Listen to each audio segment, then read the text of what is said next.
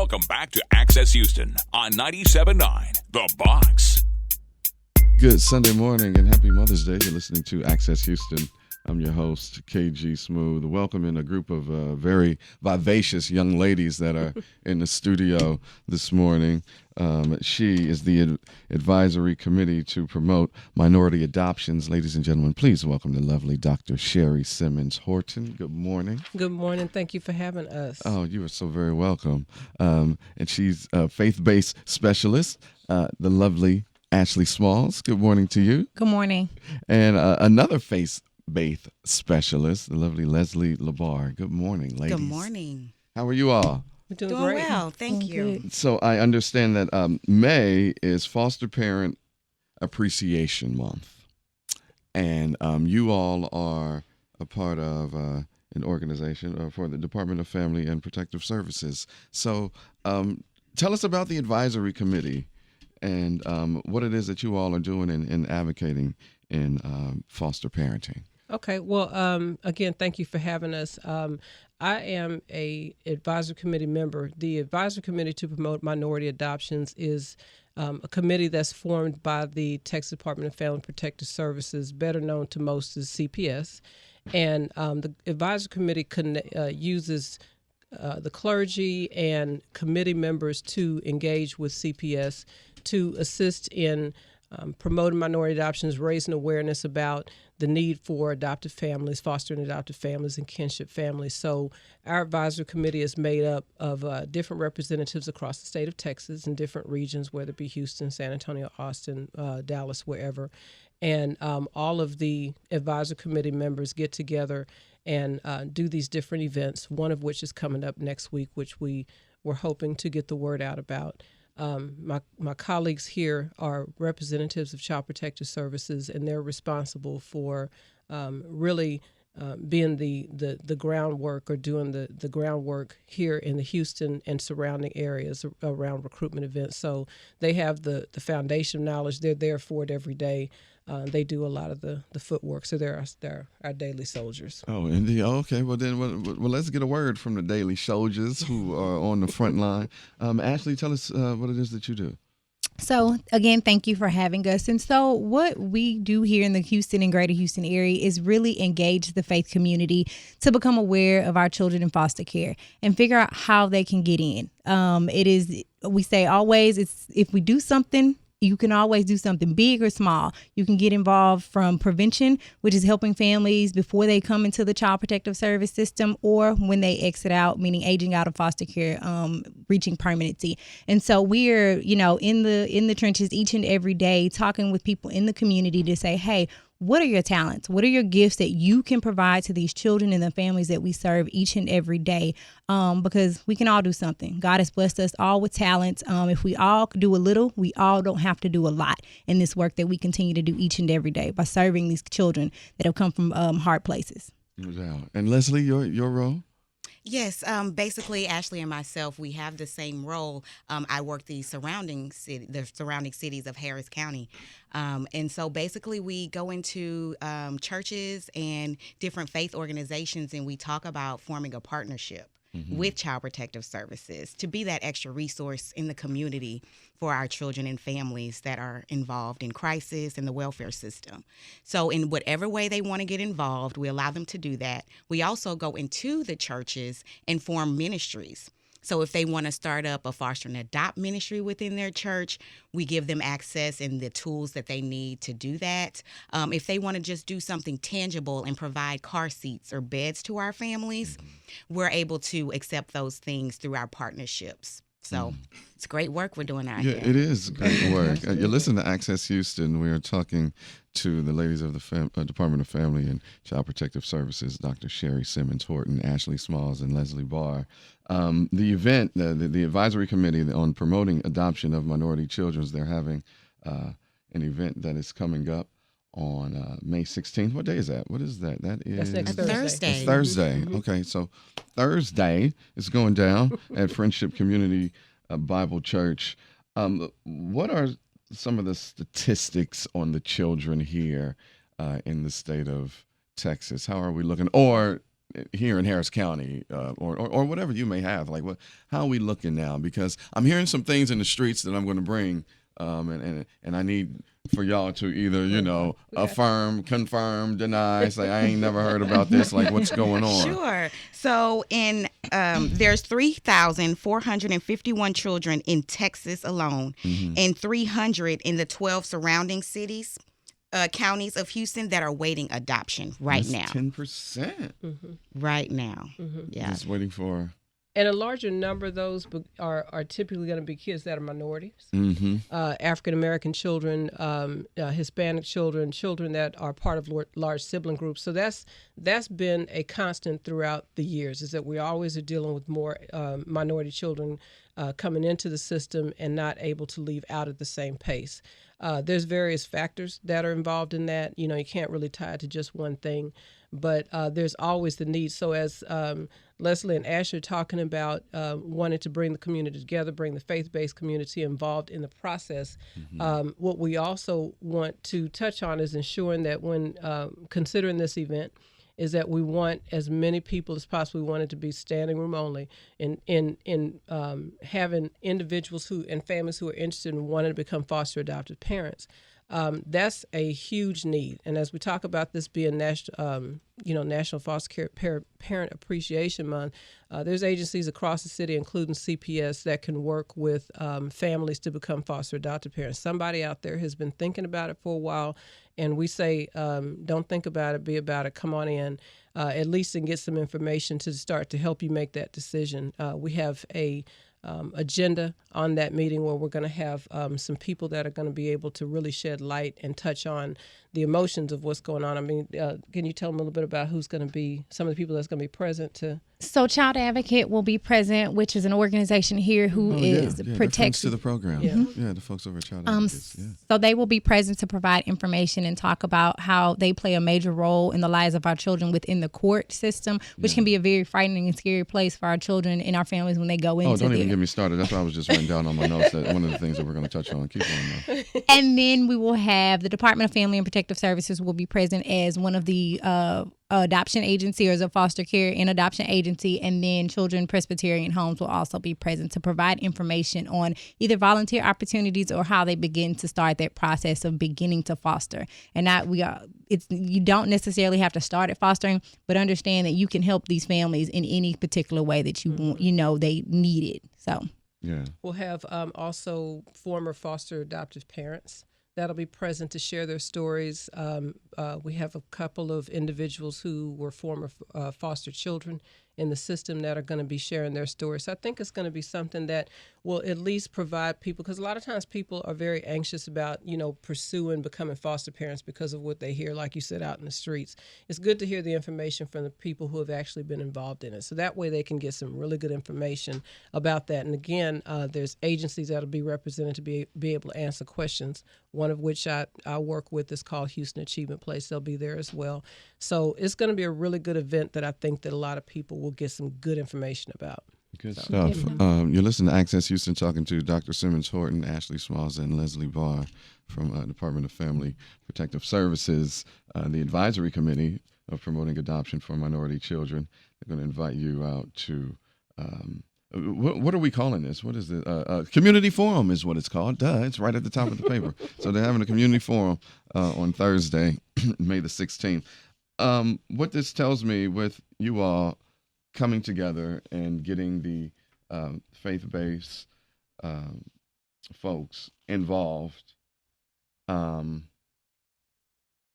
system's got to be a little broken for you all to come in and focus on that. That's what it says to me, that the system's a little broken. We got to get some Jesus in there to fix it.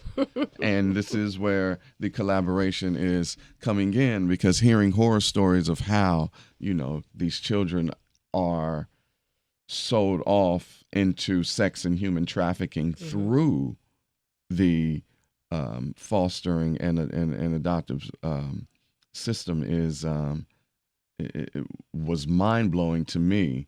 And I hope, but of course they're just rumors, but in my mind, I'm like, I can easily see that when it comes to what the current administration has done with our brown kids and putting them in cages, Right. and the trauma that those kids do from there. Do you all know if the local CPS here in Harris County, like, did we have a hand in kind of handling some of those kids that were coming over here looking for their kids and their parents who were separated at the border, just seeking asylum? Were we involved in that in any way? Or if you all can't talk on it, I totally understand if we can. Well, I do want to on. address just a couple of things. Is that systems that work with kids, whether it's child protective services, education, juvenile justice, whatever it is, you're going to see issues with that, with those systems because of the hands that are in and out of it so much. I personally believe that, kids are our greatest resource, but the ones that we tend to fund the least. That's kind of one thing. In terms of saying thinking through about how CPS, as an example, works with kids, there's a need for child protective services. Does it have its issues? Sure, it does. This is just like any other system. There's got its ups and downs. For this particular project, however, what I would say is that the community that CPS has recognized. I worked for CPS in the early 90s, and there was a community connection that was there, and that community connection has only enhanced itself. And so what that means to me is that the agency recognizes that we can't do this by ourselves. The agency recognizes that we need the faith-based community. We need to reach out because they're the ones who know their kids. That's where we find most of our families. So there can't be just the agency and a stack of paperwork to consider. There has to be a connection between saying, if my pastor is invested in this, I'm invested in it. If my school teachers are invested in it, I'm invested in it. So it's not just as Leslie and Ashley aren't seen as these people that are untouchable. They're seen as people that are part and invested and involved and out there in the community. So, I certainly think that there's things that happen within the system that could be repaired. I also know that there's like a wealth of really great foster and adoptive parents that do these great things for kids. There's a great wealth of kinship and relative families who take on the responsibility that they weren't expecting to take on kids that they continue to raise. So, Ashley and Leslie's role primarily is to do recruitment. I don't know how much they would actually know about, the human trafficking question that you're asking. I think that it's a very good point and a very good issue.